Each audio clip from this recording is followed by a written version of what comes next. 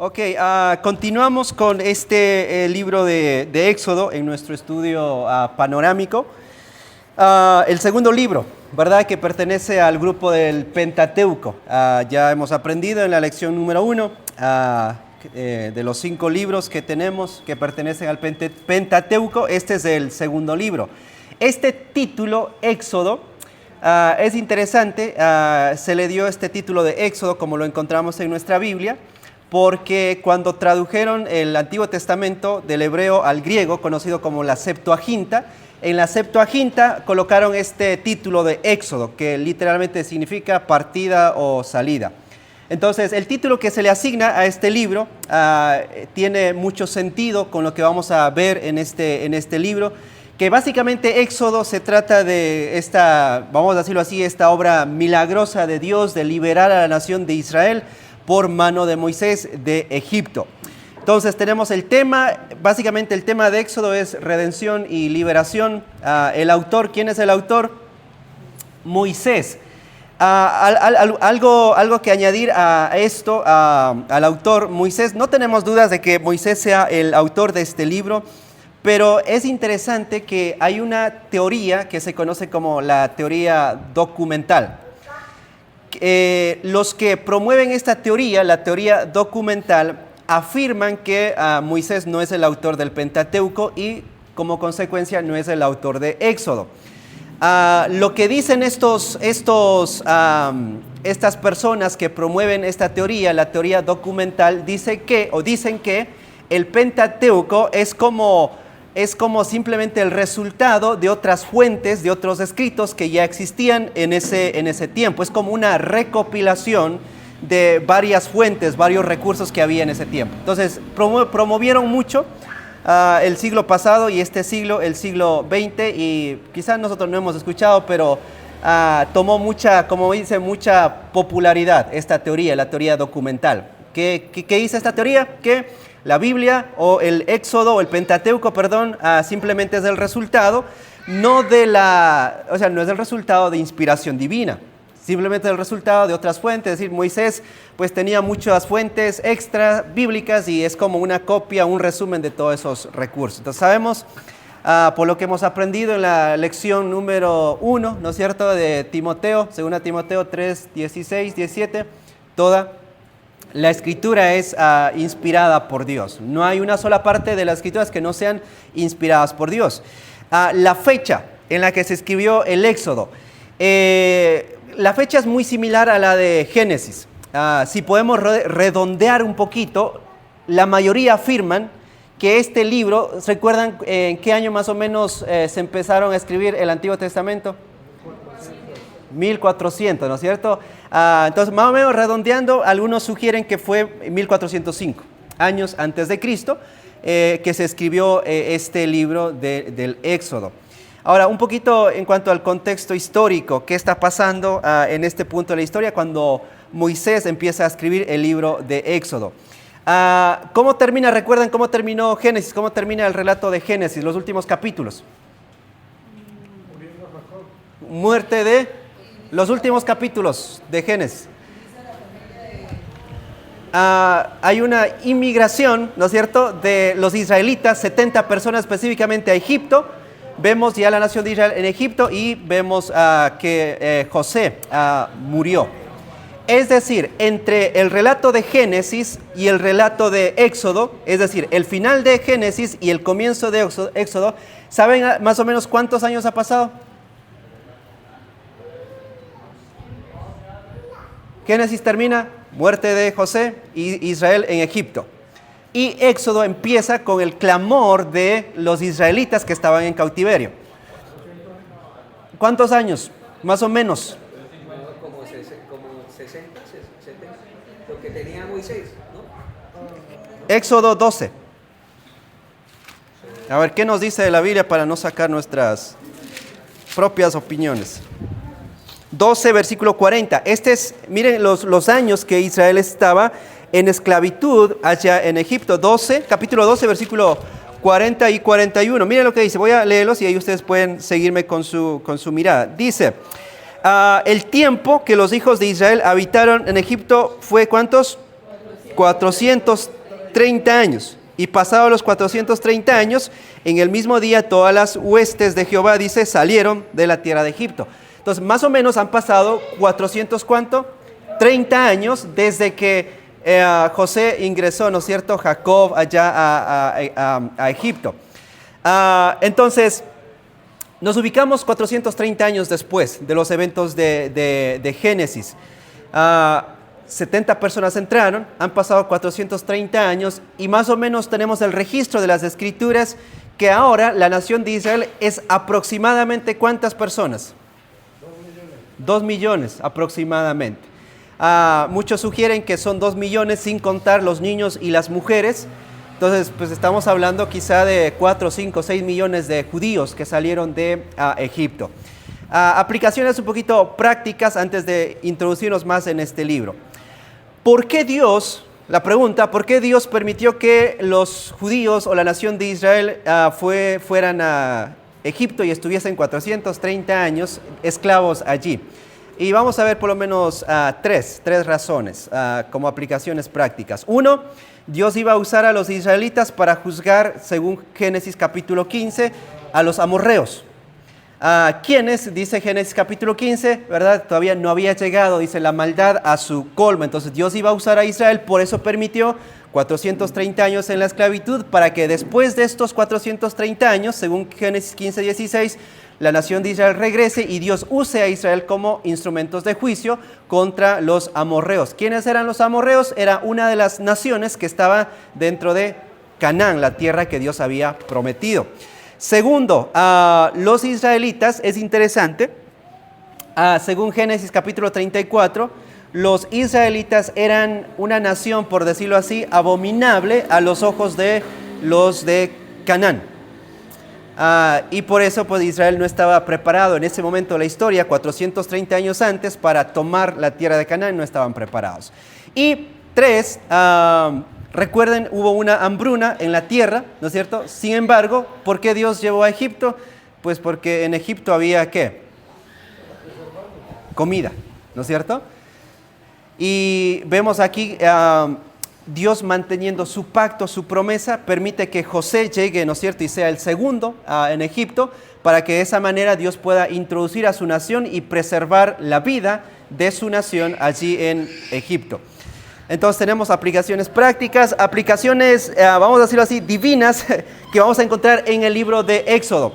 ¿Qué significa eso? Que Dios en su soberanía controló, ¿no es cierto?, vamos a decirlo así, todas las circunstancias de Israel para cumplir su propósito. Y con eso estamos hablando de cómo Dios iba a cumplir su propósito con la nación de Israel. Uno, iba a mostrar al mundo por medio de sacar a Israel de Egipto ¿verdad? Con todos los milagros, las plagas, según Éxodo 9. Dios iba a mostrar al mundo que Él era el Dios vivo, el Dios verdadero. Dos, crear una nación a partir de un pueblo, según Deuteronomio 7. ¿Qué dice Deuteronomio 7? O sea, pues Dios le dice a Israel, ustedes, o sea, yo los escogí no porque sean una nación importante, yo los escogí, dice, porque a la luz inclusive de otras naciones, ustedes eran los más insignificantes que las demás naciones. Entonces, Dios crea una nación y va a crear una nación a partir de un pueblo insignificante. Y tres, motivar, y esto es como parte del propósito, motivar a su pueblo, a la nación de Israel, a obedecer a Dios. Entonces, muchos críticos van a negar Éxodo y van a negar el poder de Dios que vemos a partir de este libro, el libro de Éxodo, afirmando que el Éxodo ocurrió o la nación de Israel salió cuando Egipto estaba, muchos dicen, en un periodo de debilidad. Es decir, dicen Egipto no era una nación fuerte, eran débiles como nación, y pues por eso a Dios le hizo fácil, por decirlo así, sacar a la nación de Israel de Egipto. Y vemos todo lo contrario. Egipto era una de las naciones más poderosas, sino la nación más poderosa en ese entonces, y Dios tuvo que hacer obras sobrenaturales para sacar a su nación de Egipto. Entonces, otros detalles de un poquito del contexto, ya dijimos, Egipto era la potencia dominante, por lo tanto es interesante, como Egipto era la potencia dominante en ese entonces, es interesante que Egipto y Faraón tenían cierto control, cierta influencia, tanto influencia política como militar en Canaán, la tierra a donde Dios los estaba dirigiendo. Y en ese tiempo, Canaán es como la región, no es un país, no es una ciudad, es una región en la cual están varios países, pero Canaán no era un imperio como por ejemplo Egipto. En Canaán había muchas ciudades conocidas como ciudades-estados independientes una de la otra. Entonces, no había un rey gobernando sobre todo Canaán, sino habían ciudades y cada ciudad o cada imperio, por decirlo así, dentro de Canaán tenía su propio rey. Por eso fue, vamos a decirlo así, más fácil para la nación de Israel entrar a Canaán y conquistar, porque no era un imperio como tal dominante dentro de Canaán, sino varias ciudades, estados independientes. En lo religioso, en este tiempo de la historia, ¿qué es lo que vamos a encontrar? El politeísmo. ¿Qué es el politeísmo? Varios dioses, ¿no es cierto? Especialmente en Egipto. Y vamos a ver un poquito cómo Dios en este periodo va a entregar la ley o va a empezar a entregar la ley partiendo de los 10 mandamientos. ¿Para qué? ¿Para qué Dios entrega la ley? En este contexto de muchos dioses, del politeísmo, para apartar a la nación de Israel de estos dioses, ¿no es cierto? Y Dios presentarse como el único Dios, como Dios se presenta como con la exclusividad de que Él es el único Dios verdadero y la nación de Israel debía adorar solamente al Dios verdadero.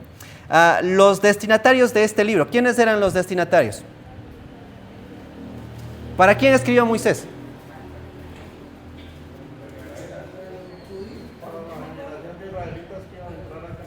Para los más de 2 millones de judíos que estaban saliendo de Egipto, ¿no es cierto?, hacia la tierra prometida. El propósito de este libro, vamos a resumir el propósito.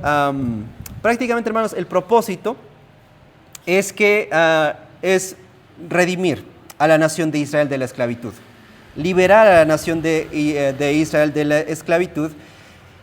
Y 2, establecer un pacto con la nación de Israel. Entonces, prácticamente vamos a encontrar estos 2 propósitos. Quizá podemos encontrar más, pero vamos a resumirlo en estos 2. 1, redimir a la nación de Israel de la esclavitud. Y 2, establecer un pacto con la nación de Israel. Y vemos ahí, vamos a ver un poquito más a detalle, que Dios establece el pacto en el monte Sinaí. Entonces, ¿qué es lo que vamos a encontrar en Éxodo?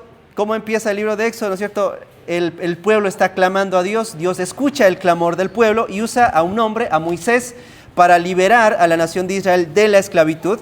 ¿Y qué es lo que Dios va a hacer? Va a mostrar su poder de maneras sobrenaturales, extraordinarias, empezando, ¿no es cierto?, por las plagas. Luego vamos a ver después cómo Dios abre el mar en 2 para introducirlos y seguirlos guiando hacia la tierra prometida. Y luego, siguiendo un poquito la historia, Dios entrega la ley allí en Sinaí. Y luego en la última parte de Éxodo vamos a encontrar cómo Dios da detalles un poquito acerca de la ley y establece el gobierno teocrático, donde Dios es el único rey de la nación de Israel. Jehová se presenta como el rey de Israel. Para ver un poquito más a detalle, vamos a dividir Éxodo en 3 secciones. Este es el bosquejito de Éxodo. Ahí lo podemos apuntar. La primera parte o la primera sección del capítulo 1 al capítulo 13. La segunda sección del capítulo 14 al capítulo 18. Y la tercera sección del capítulo 19 al capítulo 40. Entonces tenemos del 1 al 13, del 14 al 18 y del 19 al 40. Eso significa que ¿cuántos capítulos tiene Éxodo? 40 capítulos, ¿ya? Ok, del 1 al 13, ¿qué es lo que vamos a ver en Éxodo? Para resumirlo o para entenderlo. Del 1 al 13, Israel en Egipto. 14 al 18, Israel, vamos a ponerlo así, en el desierto. Y 19 al 40, Israel específicamente en Sinaí, en el monte.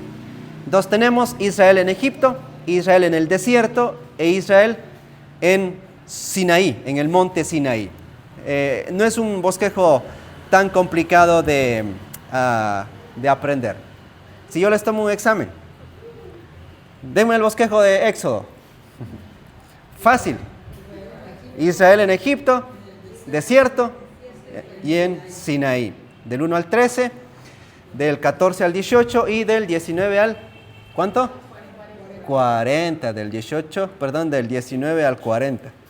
Ok, vamos a mirar la primera sección, Israel en Egipto, capítulo 1 y 2, los primeros 13 capítulos. No vamos a leer todo, pero vamos a hacer como un resumen. Capítulo 1 y 2, ¿qué vamos a ver? El cautiverio y el clamor de Israel, la opresión de los egipcios hacia la nación de Israel. Capítulo 3 y 4, vamos a ver el llamado de Dios hacia Moisés. Y uno de los versículos y capítulos que sobresale en esta sección es el capítulo 3, versículo 14. Y quiero que leamos ese capítulo y ese versículo. Capítulo 3, versículo 14. Porque esta es una descripción preciosa de quién es Dios.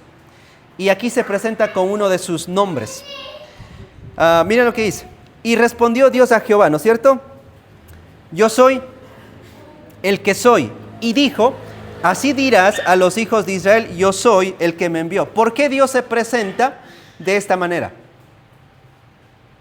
¿Por qué se presentó de esta manera? Si leemos un poquito los versículos anteriores, ¿no es cierto? ¿Qué es lo que estaba pasando con Moisés? Pues dijo, no, pues si tú me envías, y si ellos me preguntan, o sea, ¿quién te envía?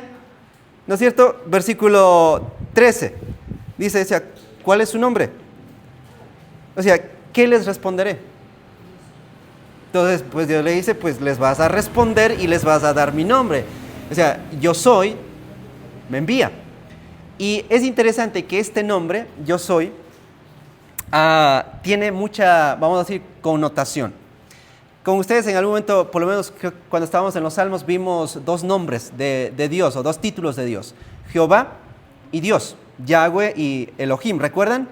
Yahweh, si ustedes recuerdan, ¿por qué Dios se presentaba con ese título? ¿Y por qué Dios se presentaba con el título de Dios o Elohim? Yahweh, dijimos en aquel entonces, siempre que Dios usa este nombre, hace referencia que Él es el Dios del pacto, de la promesa. Es decir, Él es un Dios inmutable que va a cumplir lo que Él dice, que Él no cambia. Elohim o Dios hace más referencia a que Él es como el creador, el todopoderoso. Pero este nombre, el yo soy, porque dice yo soy el que soy, por lo menos vamos a mirar tres cosas de este nombre. Uno, este nombre tiene la idea de que Dios se presenta a sí mismo como el autoexistente. Es decir, Él no depende de nada para existir, pero toda su creación depende de Él para existir. Esto es muy importante. Él no depende de nada para existir. Él existe por sí mismo. Pero el resto de su creación sí depende de Él. Es decir, el día que Dios deje de existir, la creación desaparecería, dejaría de existir. Entonces, Dios existe por sí mismo. ¿Eso qué significa? Que Dios no tiene un origen. Dios no depende de nada. Dios nunca llegó a existir. Dios nunca comenzó a existir. Dios nunca fue creado. Él simplemente es. Él posee vida en sí mismo. Entonces, Dios existe por sí mismo, uno. Dos, este nombre también comunica a uno de los atributos de Dios, que Dios es eterno. Es decir, Él trasciende el tiempo. Para Dios no existe pasado, no existe presente, no existe futuro. Para nosotros sí, porque somos parte de su creación, existe el pasado, presente y el futuro. Pero para Dios no existe el tiempo como tal. Él está fuera del tiempo, Él es eterno. Y tres, Él es inmutable. Uno de los atributos también de Dios. Es decir, todos los seres humanos cambiamos, ¿no es cierto? Es decir, todos los seres humanos aprendemos algo nuevo todos los días. Nosotros nos envejecemos. Nosotros empeoramos o mejoramos según las circunstancias. pero Dios nunca aprende algo. ¿O sí? ¿Dios aprende algo nuevo? ¿Por qué Dios no aprende algo nuevo? Porque Él conoce todo. Es decir, hace 2000 años sabía lo mismo que sabe hoy. Es decir, con el pasar de los años Dios no toma más experiencia, como nosotros sí. Entonces Dios es inmutable, Él no cambia, Dios no se desarrolla, no es como Dios sigue evolucionando, ¿no es cierto? Su carácter permanece inmutable. Y 3, podemos añadir a esto, a que Dios existe por sí mismo, Dios es eterno, Dios es inmutable. Podemos añadir un poquito pensando en Éxodo, que Dios es fiel a sus pactos, a sus promesas. Y por lo menos tenemos una promesa hasta ahora. ¿Cuál es la promesa que tenemos hasta Éxodo? Tenemos una promesa hasta este punto de la historia. Vimos hace 2 semanas. Uno de los capítulos más sobresalientes de Génesis, capítulo 12. ¿Qué encontramos en Génesis capítulo 12? El pacto abrámico. ¿Qué? El pacto abrámico. La pregunta, ¿en qué consiste el pacto abrámico? ¿En qué consistía el pacto abrámico? Decía un profesor, a saber, pero sí sabemos. 3 cosas. El pacto abrámico, como lo describe por lo menos Génesis 12, consistía en 3 cosas. O el pacto abrámico traía, vamos a decirlo así, 3 bendiciones. 1, bendición personal para Abraham. Vamos a encontrar, pues Dios le dice a Abraham, o sea, voy a engrandecer tu nombre. Entonces, bendición personal para Abraham, 1. 2, bendición ¿qué? Nacional. ¿Qué iba a hacer? Iba a engrandecer, ¿no es cierto? Iba a multiplicar su descendencia y les iba a dar una tierra.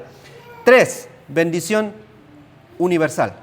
Versículo 3 del capítulo 2. En ti serán benditas todas las familias de la tierra. Esto literalmente no se cumplió en Abraham, sino en quien esto tenía que ver con el futuro lejano, con el Mesías, con el prometido, el Salvador. Entonces, el pacto abrámico consistía en 3 cosas. ¿En qué consistía? Bendición personal para Abraham, bendición nacional para su descendencia y bendición universal para... ¿Qué significa universal? Para todos, para todo el mundo. Entonces, cuando llegamos a a Éxodo, Dios está ¿qué? Hay un pacto y Dios está trazando la historia con la nación de Israel, pero en base al pacto. ¿Por qué Dios llevó 430 años a Egipto? O sea, todo lo que pasa con la nación de Israel a partir de Génesis capítulo 12 está ligado con el pacto abrámico. Entonces Dios va a cumplir su pacto, porque este pacto es conocido como el pacto incondicional, donde depende únicamente de Dios el cumplimiento de esta promesa. Entonces, ojo con esto, Dios los está sacando de Egipto. ¿Hacia dónde los está sacando? Hacia Canaán. ¿Quién les prometió eso? Eso significa que es el pacto incondicional de Abraham, el pacto abrámico. ¿Eso qué significa? Dependía de la nación de Israel que Dios les lleve y les dé la tierra prometida de Canaán. ¿Por qué no dependía de Israel? Porque el pacto era un pacto incondicional donde solo Dios se atribuía el cumplimiento de esa promesa, es decir, no dependía de Israel. En otros términos, Dios los iba a introducir sí o sí a Canaán. Entonces, esto es lo que comunica este título, este nombre, yo soy el que soy. Y otro de los capítulos que sobresale en esta sección, el capítulo 4, versículo 11. Miren lo que dice, capítulo 4, versículo 11.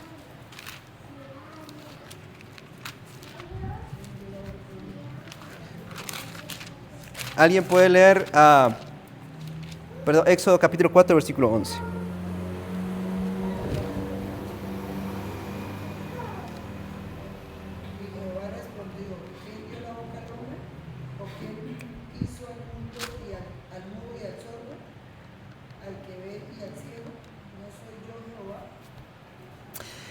¿Qué vemos aquí? ¿Quién está hablando aquí? Jehová, Dios. ¿Por qué está hablando? ¿Por qué dice esto? ¿Qué es lo que estaba pasando? Porque Moisés ¿Qué dijo Moisés? Pues Señor, o sea, yo no sé hablar, soy tardo de lengua, o sea, como yo soy como el menos indicado para ir y sacar a la nación de Israel. Entonces, ¿qué es lo que Dios dice? Pues, o sea, como tranquilo, o sea, porque tú no vas a hablar, yo voy a hablar. ¿Acaso yo no di, no es cierto, como la boca, la lengua? O sea, tranquilo. ¿Y qué es lo que vemos, o qué es lo que resalta estas palabras de Dios hacia Moisés? O sea, Dios no está limitado, ¿no es cierto? O sea, en base a sus propósitos, a su plan, en base a su pacto para con ellos, el pacto abrámico, Dios no está limitado en una persona. O sea, si una persona es capaz o no es capaz, eso es muy independiente, irrelevante para Dios. Él puede usar cualquier persona para cumplir sus propósitos. Entonces, lo único que debía hacer Moisés era ¿qué? Obedecer y confiar en el Señor. Luego tenemos el capítulo 5, Moisés se presenta ante Faraón, y a partir del capítulo 7, versículo 14 al capítulo 11, vamos a ver cómo se describe estas 10 plagas, empezando por la plaga de la sangre y terminando en la plaga de los primogénitos. Y es interesante, si ustedes van al capítulo 5, versículo 2, Moisés va donde Faraón y confronta con las palabras que Dios le dice, ¿no es cierto? Deja ir a mi pueblo. ¿Y cómo respondió Faraón ante la petición o ante las palabras de Moisés y de Aarón? ¿Qué dijo?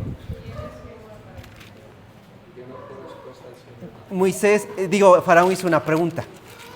Capítulo 5, versículo 2. Miren lo que dice el capítulo 5, versículo 2. Mire, y Faraón respondió, o sea, ¿quién es Jehová?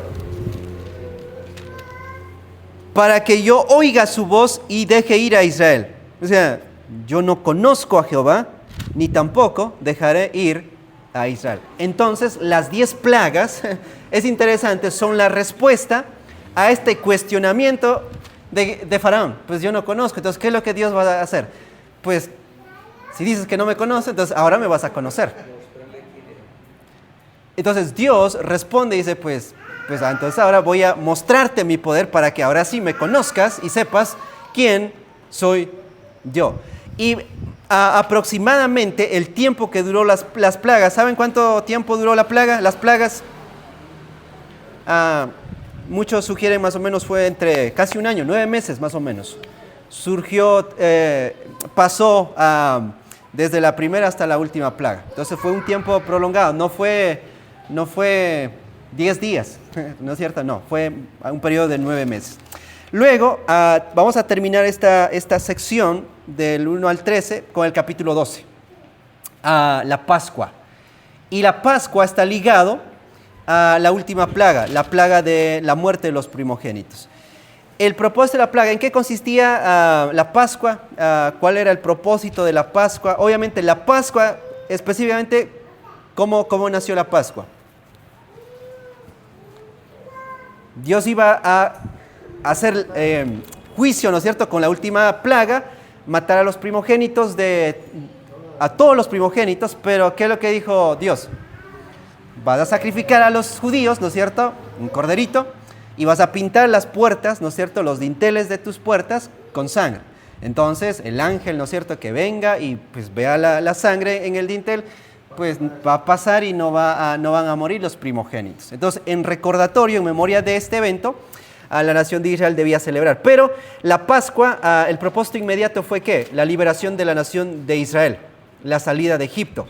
Capítulo 12, versículo 13, miren, dice, y la sangre os será, dice, por señal en las casas donde vosotros estéis, y veré la sangre y pasaré, dice, de vosotros. Entonces, ¿qué es lo que vemos aquí en la Pascua? Éxodo capítulo 12, versículo 13. Dios pasa por alto o por encima el juicio cuando ve la sangre. Ese es el punto. Dios pasa por alto o por encima el juicio cuando ve la sangre del cordero en la puerta. Como consecuencia, algunas cosas que considerar respecto a la Pascua. 1. La Pascua introduce, hermanos, esto es muy importante, ojo con esto, un concepto de sustitución. ¿Sí estamos bien hasta ahí? ¿Qué es lo que introduce la Pascua? Un concepto de ¿qué? Sustitución. ¿Qué significa eso de un concepto de sustitución? pensando en la Pascua, ¿qué pasó? Un corderito inocente iba a morir. La sangre iba a ¿qué? Iba a proteger, ¿no es cierto?, a los primogénitos. Y 3, el juicio no iba a caer sobre el hogar o la casa que tenía la sangre. Entonces, por lo menos esas 3 cosas. La muerte de un cordero inocente, la sangre protege a los primogénitos y 3, el juicio no cae sobre el hogar cubierto de sangre. Y obviamente esto es una imagen, ¿no es cierto?, anticipada de un cuadro de Jesucristo, de la expiación de Cristo. Entonces, 2, no solamente la Pascua introduce un concepto de sustitución, sino 2, la Pascua marca la salida de Israel, la liberación nacional. Y esto lo vamos a ver en Éxodo capítulo 12, versículo 14, donde dice, y este es el día, y en este día, el capítulo 12, versículo 14, os será, dice, en memoria y lo celebraréis con fiesta solemne a Jehová. Entonces, terminamos la segunda sección con este establecimiento de la Pascua, marcando, ¿no es cierto?, un cuadro para Jesucristo en sí. La segunda sección, Israel en el desierto. Vamos a resumir estas partes, la segunda sección del 14 al 18. ¿Qué vamos a ver acá? Capítulo 14, ¿qué es lo que vemos? Israel cruzando el mar rojo y vemos la obra de Dios. Pero después de que Israel cruza el mar rojo, ¿qué es lo que pasa? Según el capítulo 15, versículo del 1 al 20. Hay un canto de alabanza de parte de Moisés y de María. ¿Qué vemos con esto o qué aprendemos con esto? Dios hace una obra, ¿no es cierto?, milagrosa. Y en respuesta, ojo con esto, en respuesta a esa obra milagrosa, la nación de Israel, o por lo menos Moisés y María, responden con adoración.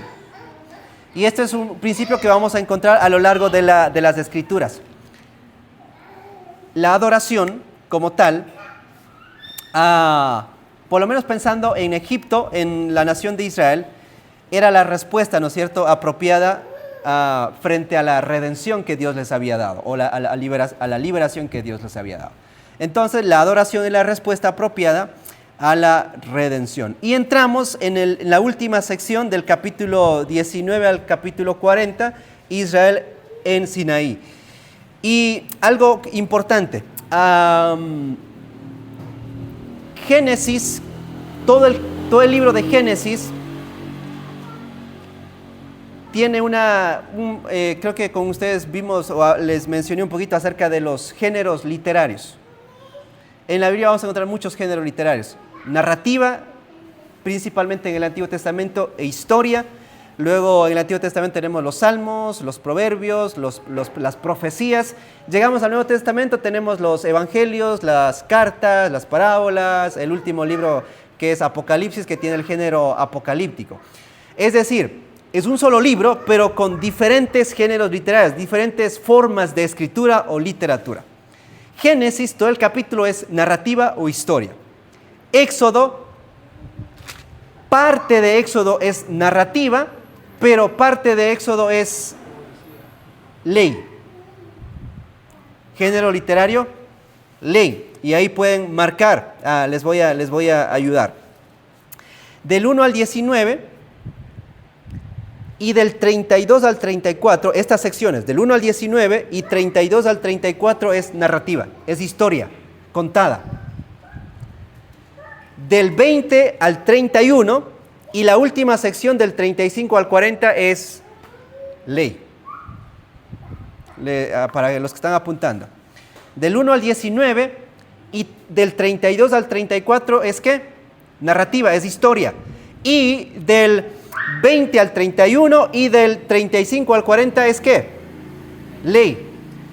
Y vamos a aprender un poquito acerca de ese género literario, ley. ¿Qué significa? Porque la forma de interpretar son diferentes. Entonces, en Éxodo tenemos dos géneros, o la mezcla de dos géneros literarios, narrativa y ley. Y para eso vamos a ver Éxodo capítulo... Es interesante que el capítulo 19 arranca con esto. Antes de dar más detalles, empezando en el capítulo 20. Miren lo que dice el capítulo 19.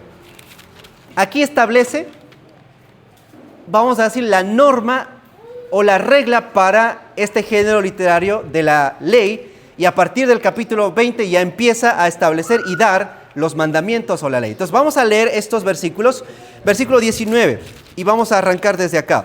Capítulo 19, versículos 5 al 8, para aprender un poquito más acerca de este género literario, que lo vamos a encontrar, por ejemplo, Levítico. Todo Levítico es ley.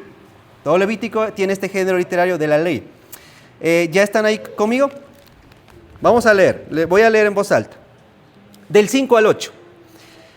Ahora pues, si diereis oído a mi voz y guardareis ¿qué? Mi pacto. ¿Qué pacto? Dice guardar mi pacto. ¿Qué pacto? El pacto que va a establecer con la ley, conocida como el pacto mosaico. Entonces dice, vosotros seréis ¿qué? Mi especial tesoro sobre todos los pueblos, porque mía es toda la tierra. Versículo 6, y vosotros me seréis un reino de sacerdotes y gente santa. Estas son las palabras que dirás a los hijos de Israel. Entonces vino Moisés y llamó a los ancianos del pueblo y expuso en presencia de ellos todas estas palabras que Jehová les había mandado. Versículo 8, miren cómo termina. Y todo el pueblo respondió ¿qué? A una, y dijeron, ¿qué dijeron? Todo lo que Jehová ha dicho, haremos. Y Moisés refirió a Jehová las palabras del pueblo. ¿Qué es lo que estamos viendo aquí en Éxodo capítulo 19, versículos 5 al 8? Aquí empieza a introducirse este género literario de la ley. Ojo con esto. Por lo menos de lo que conocemos, entre leyes ceremoniales, leyes morales, todo tipo de ley, tenemos alrededor de 612 mandamientos, 13, 12 creo, leyes. ¿Cómo funcionaba la ley? La ley corresponde al antiguo pacto.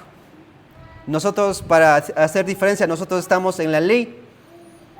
No, tampoco estamos en el antiguo pacto, estamos ya en el nuevo pacto.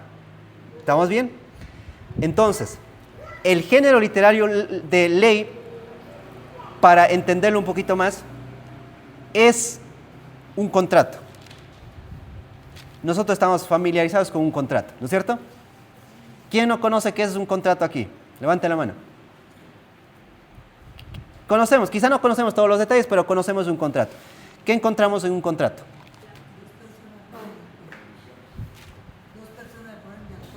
Ya, dos personas, cláusulas, acuerdos, estipulaciones, ¿no es cierto?, dentro de un contrato. ¿En qué consisten las estipulaciones?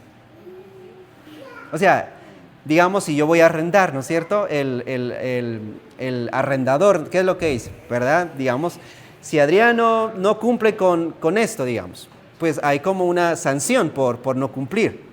O si el arrendador no cumple con ciertas, ¿no es cierto?, estipulaciones del contrato, pues hay como ciertas multas o una, no sé cómo se le dice, sanciones. Así funciona un contrato.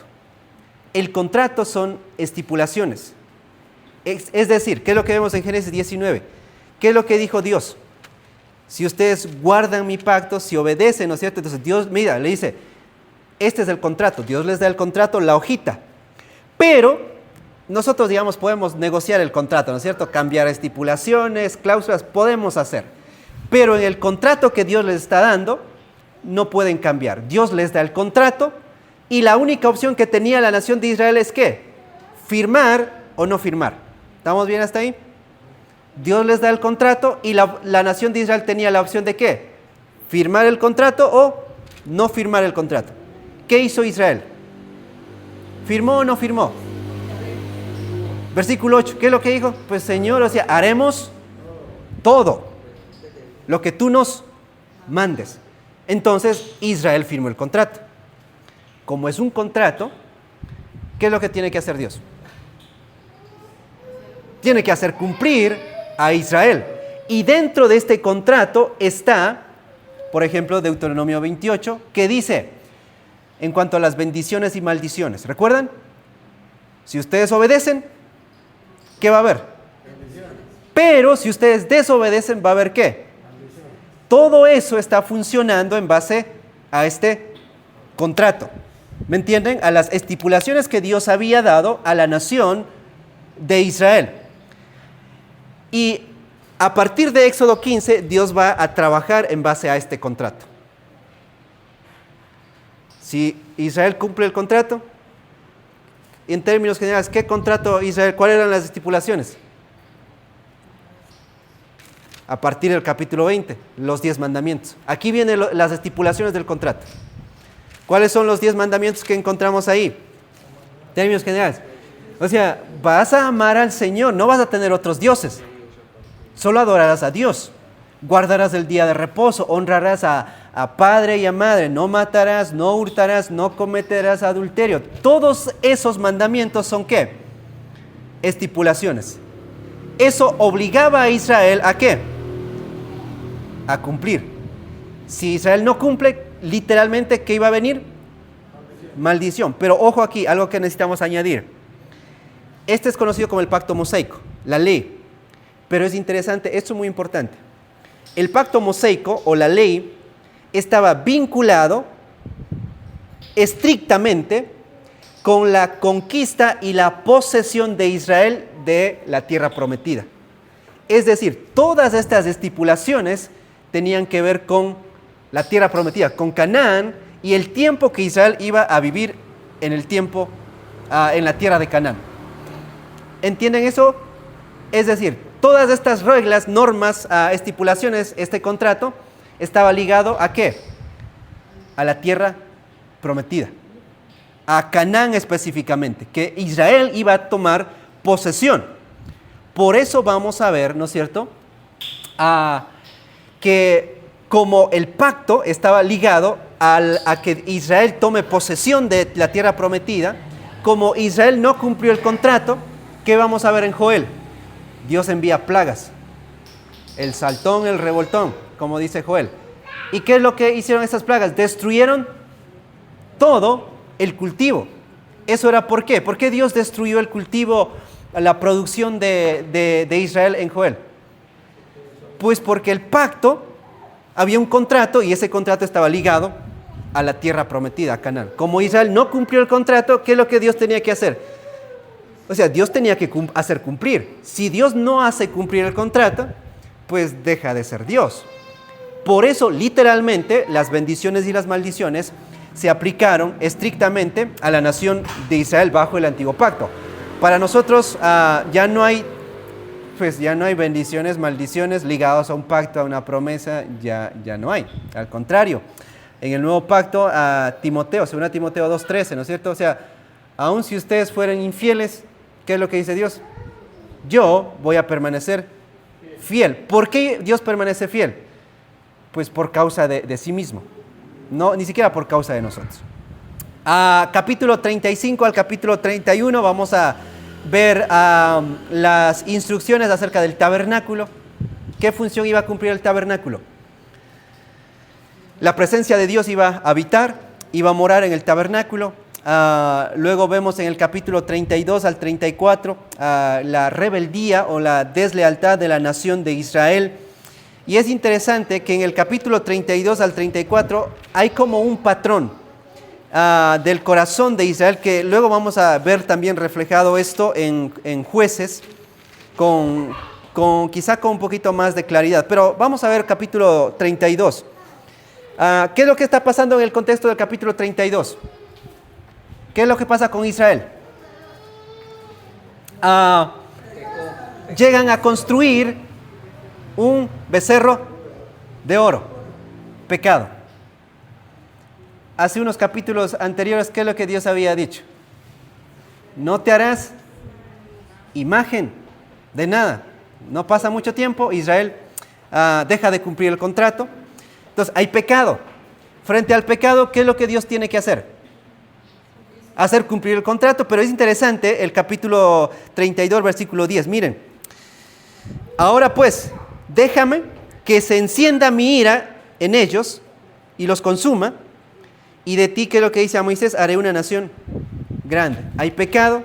¿Qué es lo que Dios va a hacer con el pecado? Va a juzgar, hay juicio. Pero, ¿qué pasa en el versículo 31? ¿Qué hace Moisés? Moisés tiene que interceder por el pueblo. Dice, Señor, o sea, no los destruyas, no los consumas. Y hay pecado, hay juicio, ¿no es cierto? Dios va a derramar juicio, Moisés intercede. ¿Y qué viene después de que Moisés intercede? La restauración, por decirlo así, o la renovación, ¿no es cierto?, de la nación de Israel. Eso lo vemos en el versículo, capítulo 34, versículo 6 al 10. Es interesante, esta gráfica que encontramos acá, pecado, Dios juzga el pecado, Moisés intercede por la nación de Israel, ¿no es cierto? Dios escucha a Moisés y hay una restauración o renovación de parte de la nación de Israel. Pero es como este patrón, lo vamos a ver más, o sea, como con más detalle en Jueces, como este patrón como se repite. Pues Israel peca, ¿no es cierto?, contra Dios, Dios manda juicio con las naciones paganas, Israel, ¿no es cierto?, clama a Dios, Dios, ¿qué es lo que hace? Manda, ¿no es cierto?, un juez para liberarlos y la nación de Israel termina como restaurada, renovada, pero ese patrón sigue una y otra vez. Y 35 al 40 también vemos algo muy interesante, el tabernáculo. ¿Qué significa el tabernáculo? Otra vez, ¿cuál era el propósito del tabernáculo? Que Dios iba a habitar en medio de ellos. Pero es interesante, el tabernáculo, por lo menos de manera práctica, tenía 3 lugares. El lugar santísimo, ¿no es cierto?, el lugar santo y el atrio. Era como las rejas, por decirlo así, que estaban alrededor de la tienda. ¿Por qué Dios establece el tabernáculo? Por varias razones. Uno, porque Dios iba a morar en el tabernáculo. Pero también es interesante. Esto era una clara muestra a Israel de que aún Dios estando en el lugar santísimo, ¿Israel tenía acceso al lugar santísimo? No. ¿Qué tenía que hacer Israel para tener acceso a Dios? Un mediador. Un sacerdote, sacrificios, ofrendas. Entonces, esto era un recordatorio para Israel también, apuntando de que necesitaban un mediador perfecto, porque simplemente esta imagen de sacerdotes y sacrificios era una imagen, ¿no es cierto?, como dice Hebreos, era una sombra incompleta de lo que iba a venir. Entonces, y el capítulo 40, versículo 34, miren cómo termina el libro, capítulo 40, versículo 34.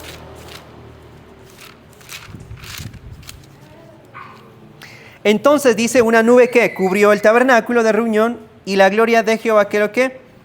Llenó el tabernáculo. Miren esta imagen para poder entender. ¿Cómo empieza el libro? Empieza como mostrando la necesidad de liberación. Israel clamando, ¿no es cierto? Dios escucha y empieza la liberación. Entonces, empezamos el libro con la necesidad de liberación. Israel necesita ser liberado de la esclavitud. ¿Y cómo termina el libro? Es como la imagen, es como, pues ahora ya están libres, o sea, ya no necesitan liberación, pero ahora necesitan algo. ¿Qué es lo que necesitan? ¿Cuál es esta imagen, el punto de que la gloria de Dios llenaba el tabernáculo? ¿Cuál es la imagen? De que había una necesidad de la nación de Israel de comunión íntima con Dios. De una comunión constante que solo podían obtener por medio de un intermediario. En aquel entonces por medio de un sacerdote, por medio de ofrendas. Y obviamente es como, este es un cuadro, ¿no es cierto?, de nosotros. Y podemos aplicarlo. Nuestra necesidad ahora como creyentes, ya hemos sido liberados, el Señor nos ha salvado, nos ha rescatado, pero hay una necesidad, ¿no es cierto?, de la comunión permanente, constante. Y como aprendimos en 1 de Juan, capítulo 2, de ese intercesor que está intercediendo por nosotros, ya no para salvarnos, ya no para asegurar nuestra salvación, sino ¿para qué? Para perdonar nuestros pecados, limpiarnos y de esa manera establecer constantemente una relación, ¿no es cierto?, permanente con Dios, restauración completa de la comunión con Dios. Entonces, hay la necesidad de que nosotros tengamos una comunión constante con Dios, sí, a cada minuto. ¿Cuántos de nosotros pecamos hoy? Quizá no un pecado, sino 2, 3, 4, 5. 10, 20, ¿verdad? Pensamientos, actitudes. Entonces, ¿tenemos la necesidad de Jesucristo? Ahora, sí, ya no en términos de salvación, pero sí en términos de Primera de Juan, como nuestro abogado, que está intercediendo por nosotros, sus hijos.